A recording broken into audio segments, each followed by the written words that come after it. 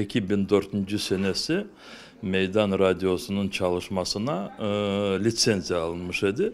2015'inde ise 5. fevralde yayınlar başlamıştı. O sebepten bu tarih böyle korunuyor. Elbette Meydan Radyo'nun Kırım Tatar tilini hayırdan tüklenmesine, Kırım Tatar milletini daha çok ziyade birleştirmesine, Kırım Tatar tarihinden, Kırım Tatar medeniyetten milletimizge çok bilgiler vermesine Meydan Radyosu'nun bu 14-15 sene devamında çok faydası oldu ve inşallah gelecekte daha çok ziyade olacak. Eminim gelecek yakında diğer doğan günlerimizi Meydan Radyomuzla beraberlikte Kırım'da ötkeririk.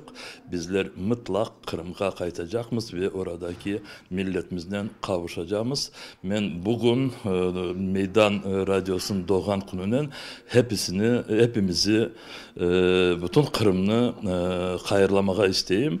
Çünkü Meydan Radyomuz Kırım Tatarca, Ukrayince ve Rus dilinde de çalışmıştı ve öyle de devam edecek. Çünkü biz Kırım Tatar milli muhtariyeti kurmasına için oradaki bütün komşularımızdan beraberlikte yaşamasını kuracağız ve bunda bize Meydan Radyosu çok yardımcı olacak.